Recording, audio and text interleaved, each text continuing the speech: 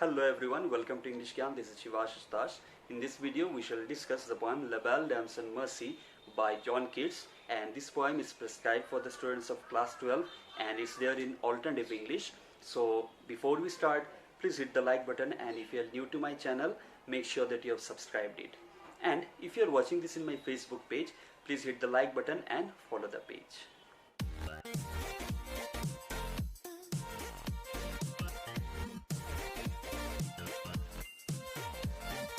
Poem John Keats ने 1819 में compose किया था उनके भाई टॉम के डेथ के कुछ महीने बाद। उनके भाई टॉम का डेथ हो गया था ट्यूबरक्यूलोसिस से और वो बहुत ही दुखी थे और उस कंडीशन में उन्होंने ये पोएम कंपोज किया था। ये पोएम बेसिकली रॉबर्ट जेम्सन्स के पॉपुलर बैलेड्स से पार्शियली डिराइव किया हुआ है और ये पॉपुलर बैलेड्स 1806 में पब्लिश किया हुआ था। ये पोएम पूरा एक बैलेड फॉर्म में है। हम अगर इस पोएम का टाइटल अच्छे तरह से देखेंगे हमको पता चलेगा कि ये फ्रेंच में दिया हुआ है, मतलब इसका टाइटल पूरा फ्रेंच में है और इस लाइन का मतलब है द ब्यूटीफुल लेडी विदाउट पिटी, मतलब एक खूबसूरत लेडी जिसके अंदर कोई भी मर्सी नहीं है। इस पोएम में बेसिकली हमको जॉन कीट्स एक नाइटेड आर्म्स के बारे में बताएंगे। नाइटेड आर्म्स मतलब मिडिएवल एज में घुड़सवार कुछ सैनिक होते थे, घुड़सवार कुछ सोल्जर्स होते हैं जो पूरा आर्मर्ड रहते थे, जो वॉरियर्स होते थे, उसके बारे में बताएंगे।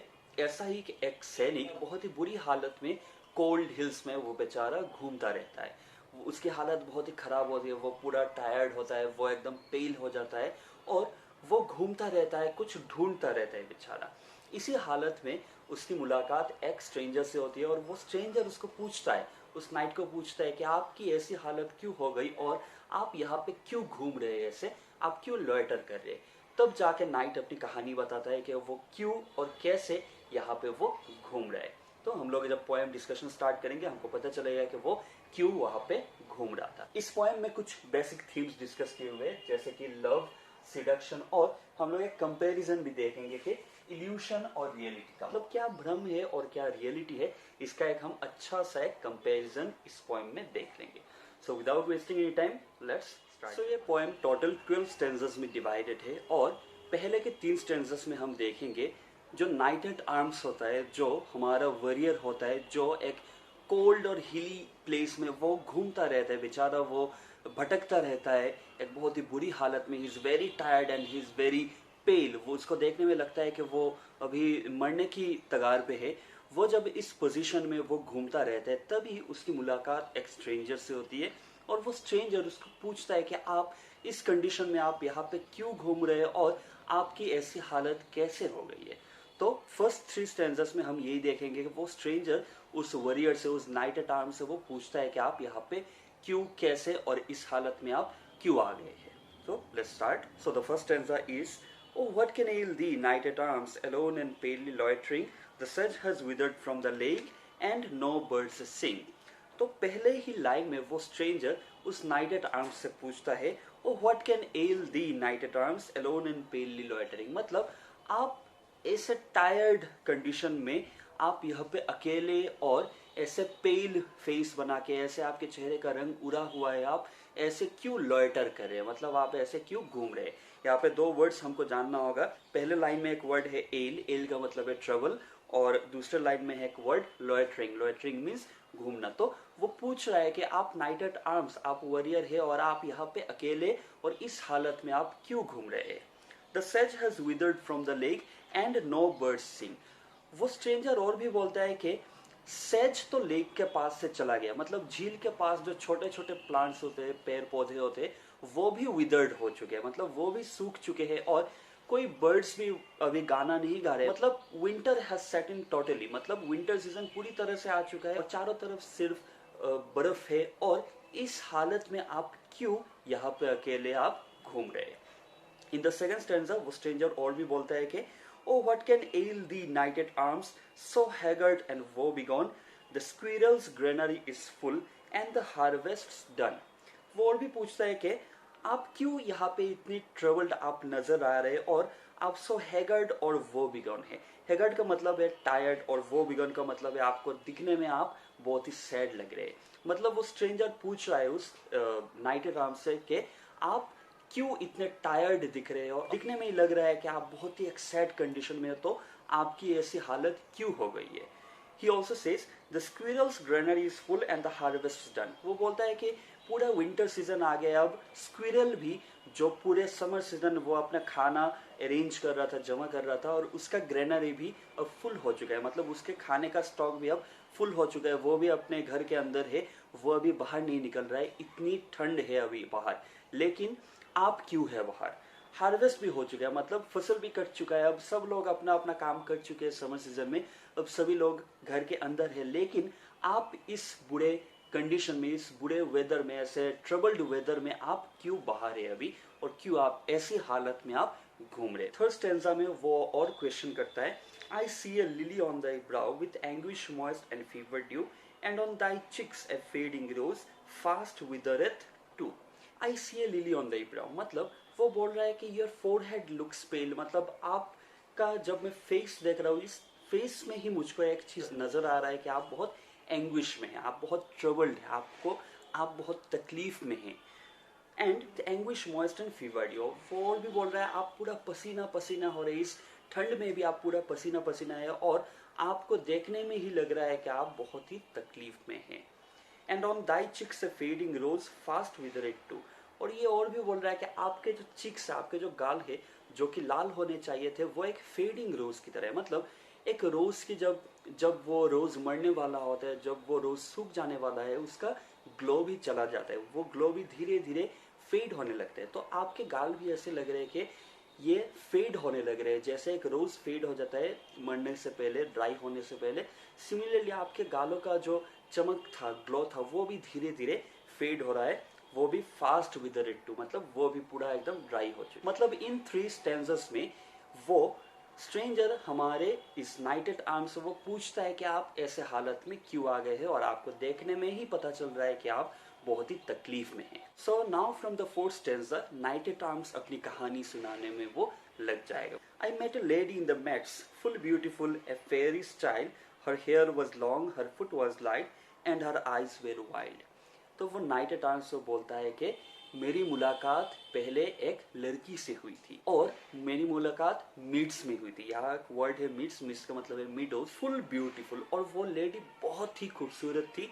फेयरी चाइल्ड, वो देखने में उसको लग रहा था कि वो लड़की फेयरी चाइल्ड है, मतलब परियों की देश से आई है, वो एक परी की तरह थी, मतलब इतनी सुंदर थी वो। Her hair was long, her foot was light, और हमारा वो नाइटेड आर्म वो उस लड़की की डिस्क्रिप्शन अच्छी तरह से देता है। वो बोलता है कि उस लड़की के बाल भी बहुत लंबे थे, बहुत खूबसूरत बाल थे, and her foot was light, she was very light footed, मतलब वो बहुत ही तेज भागती थी, या फिर वो बहुत ही चंचल थी, मतलब वो भागती रहती थी, चलती रहती थी। And her eyes were wild, मतलब उसकी आईज बहुत अट्रैक्टिव थी। दीज वेर वाइल्ड आईज, मतलब वो उसकी आईज देख के वो बहुत ज्यादा अट्रैक्टेड हो गया था। जब वाइल्ड में, अगर जंगल में जाएंगे, जब हम जैसे खो जाएंगे, उसकी आईज भी वैसी थी, मतलब कोई भी अगर देखेगा तो वो खो जाएगा। और हमारा वो नाइटेड आर्म्स, वो भी he was lost in her wild beautiful eyes. These were so beautiful eyes. So in the next stanza he said, I made a garland for her and bracelets too and fragrance zone. तो वो बोलता है कि जब हम किसी को पसंद करते हैं, हम डेफिनेटली उसके लिए कुछ अच्छा करना चाहते हैं, कुछ गिफ्ट्स देना चाहते हैं, उसको हम खुश करना चाहते हैं। तो सिमिलरली उसने भी क्या किया था, नाइटेड आर्म्स ने, उसने भी उस ब्यूटीफुल लेडी के लिए वो कुछ गिफ्ट्स वो खुद प्रिपेयर करने लग गया था।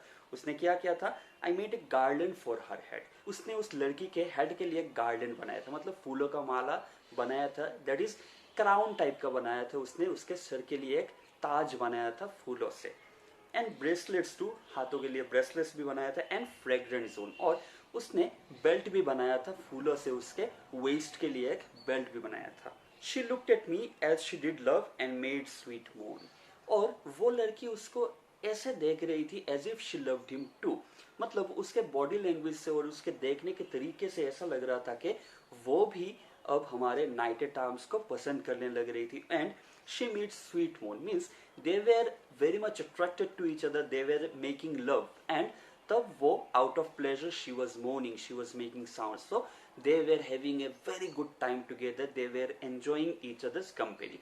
And नाइटेड आर्म्स को ऐसा फील हुआ कि शायद वो लेडी भी उसको इक्वली प्यार करती है। I set her on my pacing steed and nothing else saw all day long. For sidelong would she bend and sing a fairy song. सो वो एक दूसरे में इतना खो चुके थे कि वो पूरा दिन एक साथ थे. I set her on my pacing steed. यहाँ पे पेसिंग स्टिक का मतलब है रनिंग हॉर्स, मतलब जो स्टिक मीन्स हॉर्स, जो हॉर्स रन कर रहा है वो. तो नाइट एट आर्म्स ने क्या किया, उस लेडी को अपने पीछे उसने अपने हॉर्स पे बिठा दिया. And nothing else saw all day long. And बाकी का पूरा दिन उन्होंने और कुछ नहीं देखा. वो दोनों बस एक दूसरे में खोए हुए थे. They were riding together. For sidelong would she bend and sing a fairy song. और कभी कभी जब वो लोग राइड कर रहे थे, वो लेडी भी कभी कभी वो साइड में बेंड होके खूबसूरत सा गाना भी गा रही थी. और वो गाना भी, वो सॉन्ग भी इतना ब्यूटीफुल था कि नाइट एट आर्म्स उसको फेरी सॉन्ग बोलता है. मतलब उसकी आवाज़ भी इतनी मेलोडियस थी, इतनी खूबसूरत थी कि वो एक फेरी की सॉन्ग की तरह लग रहा था. यहाँ पे अगर हम डीपर मीनिंग हम लोग अगर ड्रॉ करना चाहते हैं, we can actually say that they were having some physical intimacy then. मतलब वो दोनों एक दूसरे में इतना खोए हुए थे. They were getting intimate physically. That's why they were very much involved in each other. तो नेक्स्ट stanza में क्या होता है, she found me roots of relish sweet and honey wild and manna dew and sure in language strange she said I love thee true. यहाँ पे अब क्या होता है, वो लेडी भी, वो खूबसूरत लेडी भी हमारे नाइट एट आर्म्स के लिए वो कुछ लाती है. वो क्या लाती है, रूट्स ऑफ रेलिश स्वीट. वो रूट्स लाती है, रेलिश स्वीट का मतलब बहुत ही स्वीट रूट्स लाती है जंगल से. एंड वाइल्ड हनी, वो हनी लाती है, और जो वाइल्ड हनी होता है, जो जंगल का हनी होता है, वो लाती है. एंड मैना ड्यू. और हमारे नाइट यहाँ पे बोलते हैं वो सब खाना इतना अच्छा था, उनको लगा कि वो मैना ड्यू की तरह है. अब ये मैना ड्यू क्या है, ये एक्चुअली इसका मेंशन बाइबल में भी दिया हुआ है. मैना ड्यू एक्चुअली माना जाता है कि फूड फ्रॉम हेवन है, मतलब गॉड का नेक्टर है, ईश्वर का दिया हुआ एक फूड है. तो हमारे नाइट एट आर्म्स का हमारे वॉरियर को ऐसा लगा कि वो लड़की जब उसको प्यार से वो चीज़ें दे रही थी, उसको ऐसा लगा कि ये सब खाने शायद हेवन के खाने इतने अच्छे थे. तो he felt very good. And sure in language strange she said I love the true. और उसके बातों से और उसके एक्टिविटीज से ऐसा लग रहा था कि वो भी बोलना चाह रही थी हमारे वॉरियर को कि आई लव दी ट्रू, मतलब मैं भी तुमसे सच्चा प्यार करती हूँ.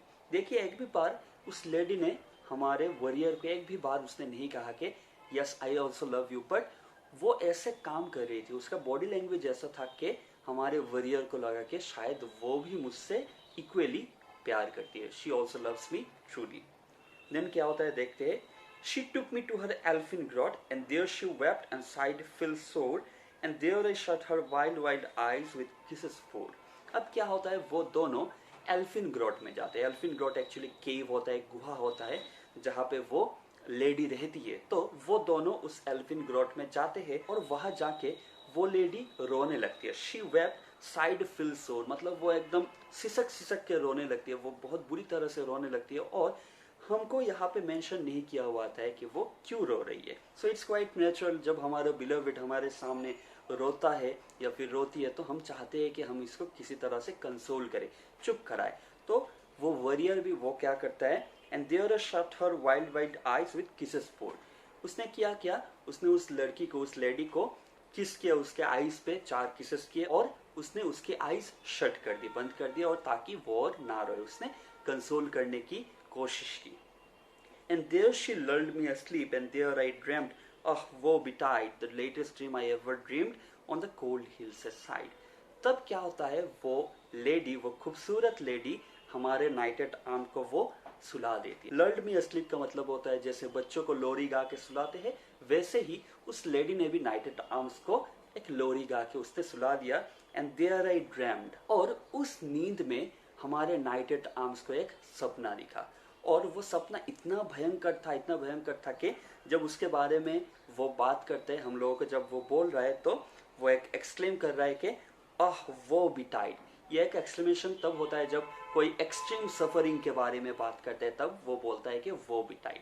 सो वो बोलता है कि ये ड्रीम इतना डेंजरस था, और the latest dream I ever dreamed on the cold hill side. और नाइट एट आर्म्स ये भी बोलता है कि ये ड्रीम उसका लास्ट ड्रीम था जो कि उसने इस इलाके में सोते हुए देखा था. इसका मतलब ये हो सकता है कि शायद उस ड्रीम देखने के बाद उसकी नींद ही उड़ गई, वो कभी उसके बाद सो ही नहीं पाया कि इतना डेंजरस ड्रीम था.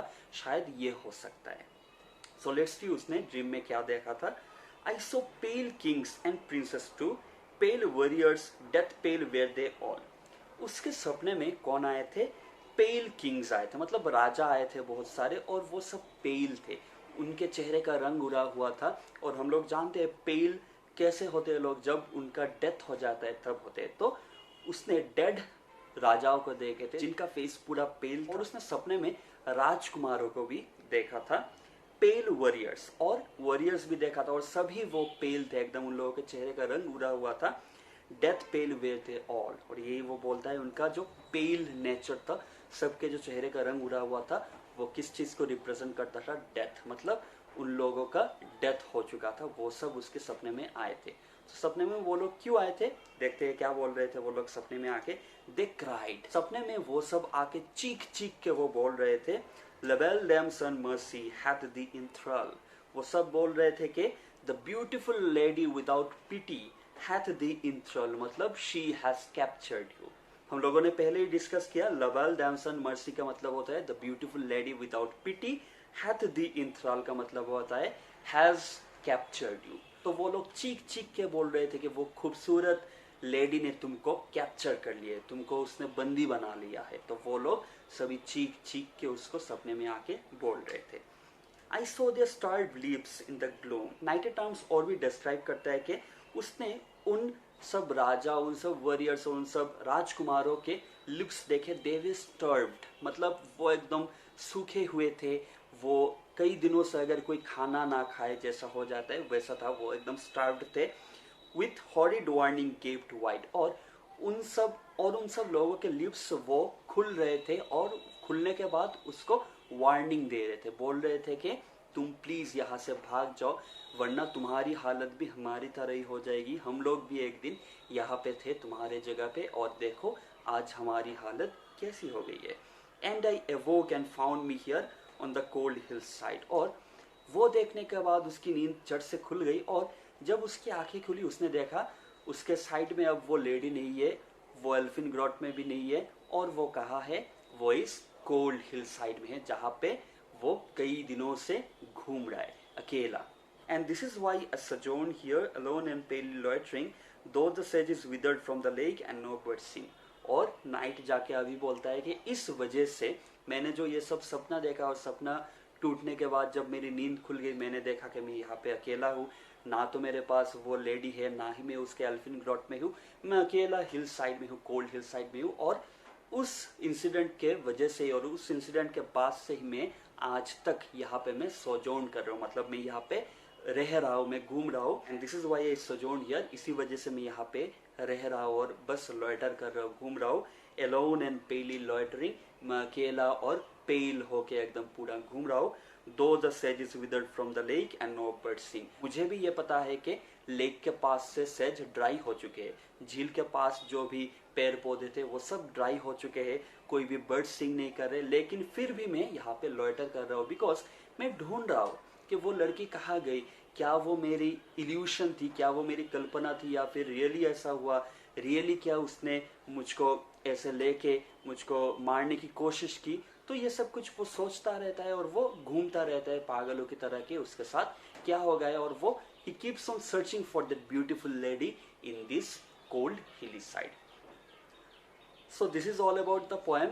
इस पोएम में हम यही देखते हैं कैसे प्यार जब एक तरफा हो गया था उस नाइट टाइम्स को, कैसे वो सफ़र करता है, और कैसे उसके उस अट्रैक्शन और प्यार और सिडक्शन के वजह से कैसे उसको सफ़र करना होता है. और जो पहले एक इतना शूरवीर, इतना वॉरियर, इतना ब्रेव एक नाइट टाइम्स था, आज वो कैसे यहाँ पे घूमता रहता है. सो आई होप आप सभी को यह पोएम अच्छा लगा and you were able to understand it. Still if you have any doubts, please leave your questions in the comment section below. And for more such videos, keep watching English Gyan, keep learning and keep sharing. Thank you.